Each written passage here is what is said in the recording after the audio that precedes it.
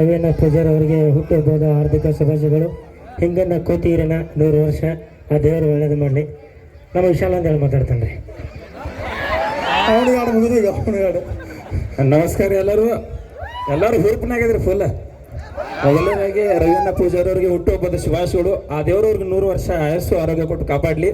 ವೇದಿಕೆ ಮೇಲೆ ಕುಳಿತಂತ ಎಲ್ಲ ನಮ್ಮ ಕಲಾವಿದರಿಗೆ ನಮಸ್ಕಾರ ರೀ.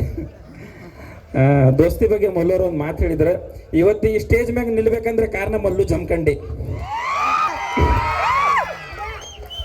ದೋಸ್ತಿ ಮಾಡ್ಬೇಕು ಜೀವನದಾಗ ಹೆಂಗ್ ಮಾಡ್ಬೇಕು ಅಂದ್ರೆ ಇಂಥ ಸ್ಟೇಜ್ ಮ್ಯಾಗ ನಿಡಿರ್ಬೇಕ, ಹಂಗ ದೋಸ್ತಿ ಮಾಡ್ಬೇಕು. ಇವತ್ತು ನಿಂತಿನಪ್ಪ ಅಂದ್ರೆ ಕಾರಣ ಮಲ್ಲು ಜಮಖಂಡಿ, ನಮ್ಮ ಆನಂದ್ ಹುಣ್ಣೂರು. Thank you. ಈ ಥರ ದೋಸ್ತಿ ಮಾಡ್ಬೇಕು. ಭಾಳ ಖುಷಿ ಆಯ್ತು ರೀ ರವಿಯಣ್ಣ ಅವರ ಏಳಿಗೆಯನ್ನು ನೋಡಿ. ಈಗ ರೊಕ್ಕಿದ್ದವ್ರ ಮಕ್ಕಳ ಸೌಕರ್ಯ ಆಗೋದು, ಆಮೇಲೆ ಏನೋ ಒಂದು ಸಕ್ಸಸ್ ಮಾಡೋದು ದೊಡ್ಡ ವಿಷಯ ಅಲ್ಲ, ಪರಕ ಅನ್ಸಂಗಿಲ್ಲ. ಜೀರೋಯಿಂದ ಹೀರೋ ಆಗೋದು ಐತಲ್ಲ, ಅದು ಭಾಳ ಖುಷಿ ಕೊಡ್ತೈತಿ. ನಾನು ಅವ್ರದ್ದು ವಿಡಿಯೋ ನೋಡಿದೆ, ಅವರು ಚೀಲ ಎಲ್ಲ ಮಾರಿರೋವಂಥದ್ದು.